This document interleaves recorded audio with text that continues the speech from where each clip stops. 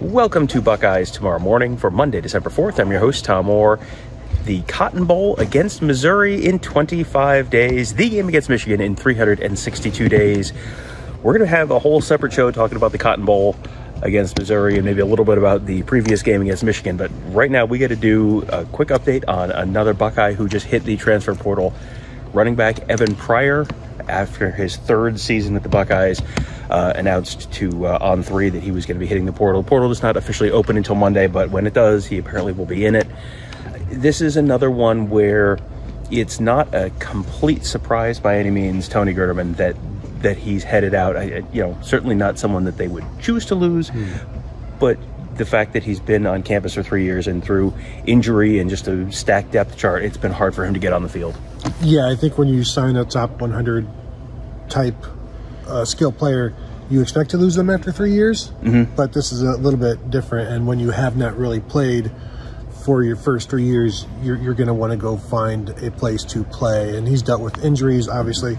Still a very talented player, but I think leaving will provide him an opportunity to go find somewhere to actually play, compete for a starting job somewhere. Because you look at everybody who has been ahead of him, like Dallin Hayden has stayed ahead of him, while they're still keeping Dallin Hayden's red shirt, but he's 4th, 5th in the depth chart here, and clearly, even losing some guys, which they should, Ohio State should lose some guys. It doesn't seem like playing time is necessarily something that is even in the works next year. Right, and he came in as the number 6 running back in the class of 2021. Trevion Henderson was number 1. Donovan Edwards was number 4, and then Evan Pryor was number 6, and they chose Evan Pryor. Evan Pryor was the guy that they wanted. He just has not been able to stay on the field. He was kind of buried on the depth chart as a true freshman. Sure, that happens.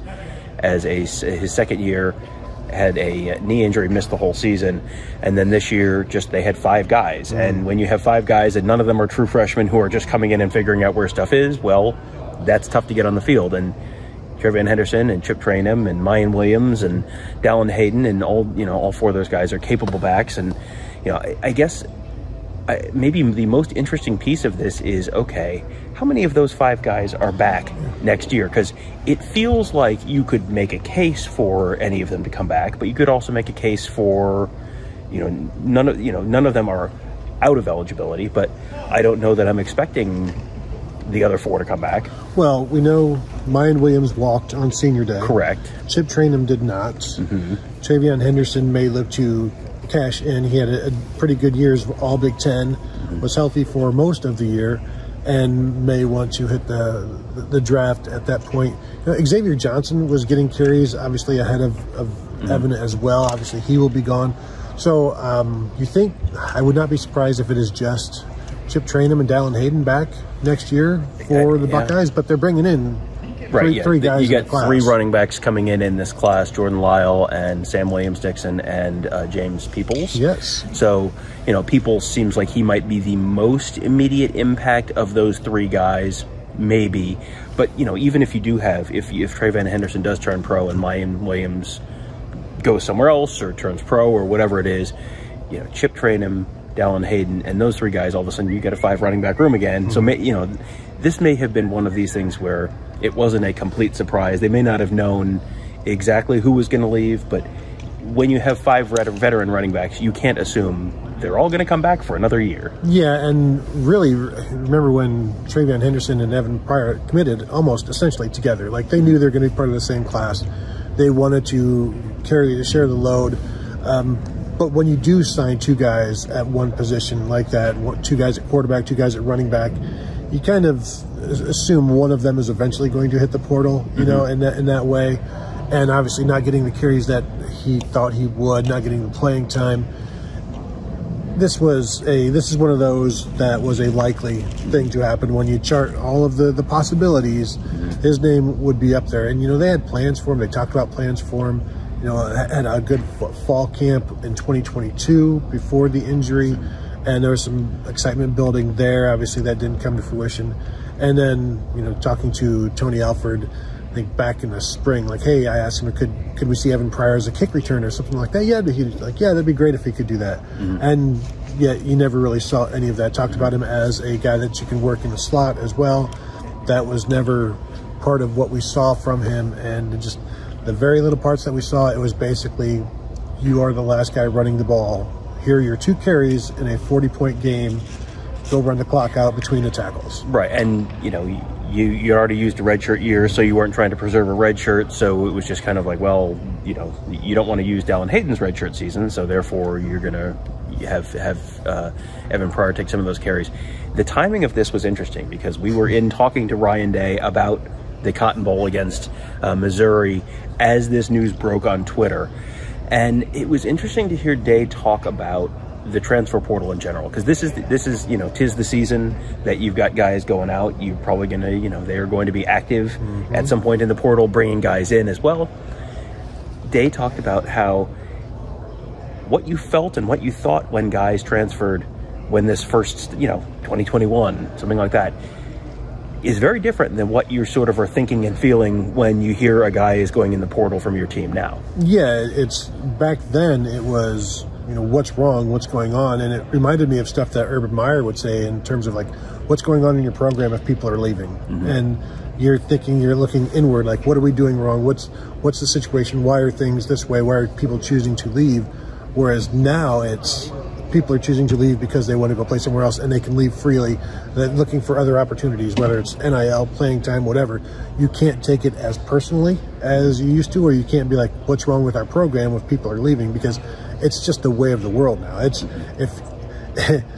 In 5 years, what will be the percentage of players who play at one school? Is it going to be less than 50%? Like, around 50%? I mean, I keep waiting for a market correction where you have a lot of guys who go into the portal, and I saw someone tweet about this a week or so ago that, you see guys going into the portal, and a bunch of them don't realize they have already put on their pads for the last time that you can go in the portal. That does not mean that there is someone waiting there on the other side with open arms saying, welcome, here's a big NIL check.